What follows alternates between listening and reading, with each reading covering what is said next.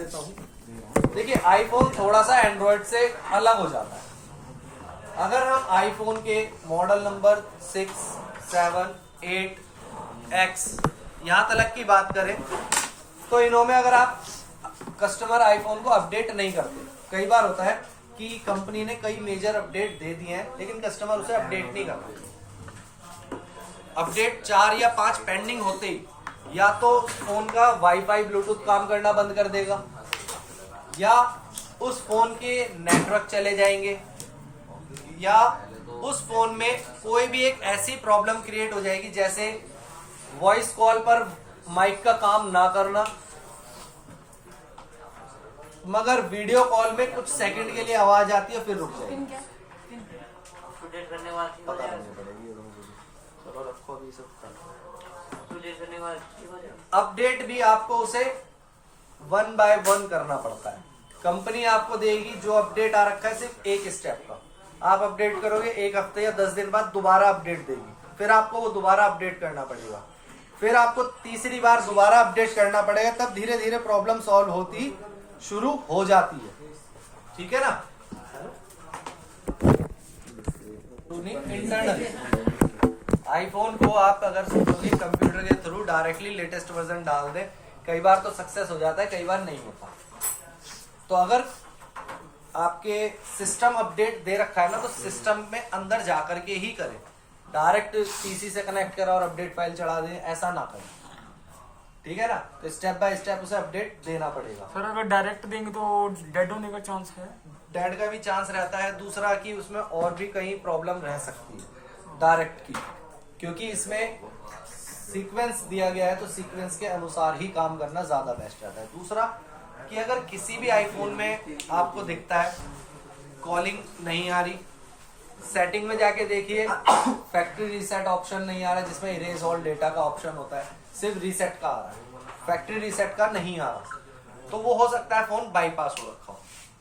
Otherwise iPhone के अंदर base band भी लगा रहता है। बेस बैंड आप अपने एंड्रॉइड फोन में चेक करोगे तो वो इन्हीं आईसी में कंबाइंड रहता है, अलग से नहीं मिलता, लेकिन आईफोन के अंदर ये अलग से पाया जाता है।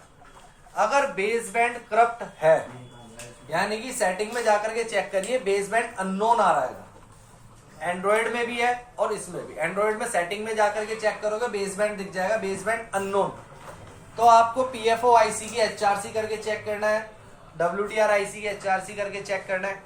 प्रॉब्लम सॉल्व हो जाती है तो ठीक, अगर सॉल्व नहीं होती तो बेस बैंड आपका उसमें करप्ट होने की वजह से नेटवर्क की प्रॉब्लम बनी रहती है।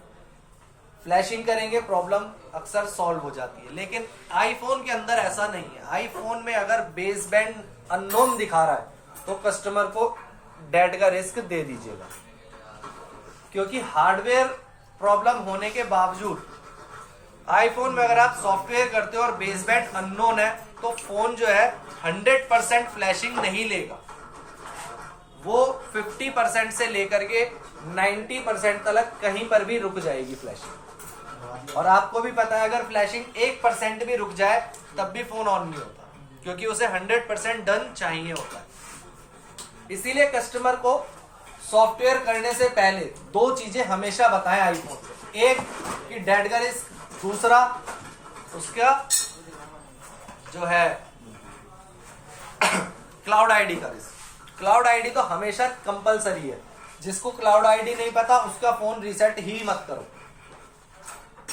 जिसको अपनी क्लाउड आईडी नहीं पता हो कस्टमर को, उसका फोन रीसेट ही मत करो। और दूसरी बात कि रीसेट करने से पहले ये भी चेक कर ले कि वो फोन बाईपास तो नहीं करवाया हुआ, क्योंकि अगर बाईपास करवाया हुआ होता है, जैसे कि मेरे पास एक आईफोन था 7 था, मैंने इसका क्या करा बाईपास करवा दिया, ठीक है, बाईपास हो गया 15.6 पे मेरा फोन चल रहा है अभी, क्योंकि लेटेस्ट था तब का 15.6। मेजर अपडेट आया 16 का आ गया, मेरे नेटवर्क हो गए बंद फोन के। अब ठीक है, कस्टमर ने मुझे दिया, अब मैं क्या करूंगा, भाई नेटवर्क नहीं आ रहे, बेस बैंड है, चलो मैंने उसको बोल दिया 2000 रुपये खर्चा, ठीक है।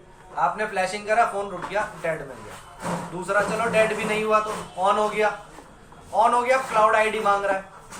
मैंने जब बनवा करके दी थी तो मैंने वो क्लाउड आईडी आपको दे दी, पर वो एक्सेप्ट नहीं हुई। क्यों?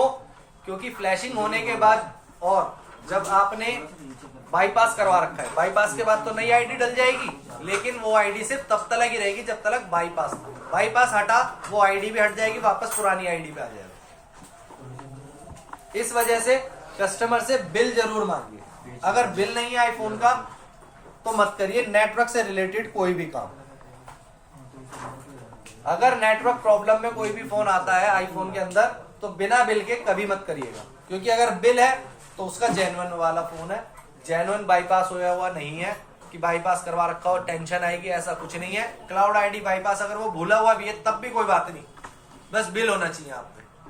अगर उस फोन का जेन्युइन बिल है आपके पास तो आप उसका क्लाउड आईडी बाईपास कराने की बजाय सर्विस सेंटर से अनलॉक भी करवा सकते हैं। तो सर कई होते हैं जो क्रेडिट डुप्लीकेट, कट सर कोई होते हैं जो डुप्लीकेट है ना बिल बना के लेकर आते हैं। तो कस्टमर की हेडेक है ना, आपकी थोड़ी ना रहेगी। कस्टमर ने आपको बिल दिया, ठीक है, आपने उस पर काम किया, वो एक्सेप्टेबल नहीं है तो कस्टमर को दिखा दोगे, तो भाई सर्विस सेंटर वाले को मना के दिखा लेगी उसने जेन्युइन दिया, मना। सर्विस सेंटर वाले क्या चार्जेस लेते हैं सर?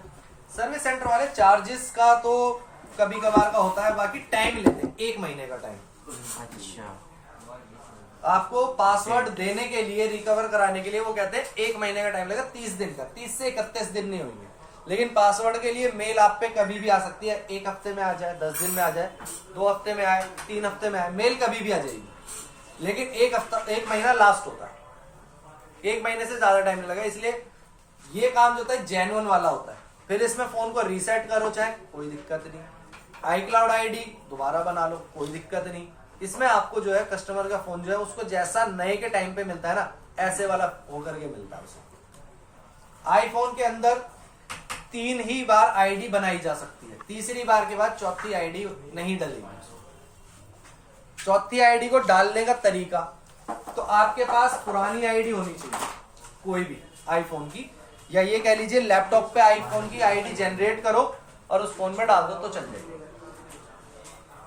नई आईडी नहीं बनेगी, ठीक है।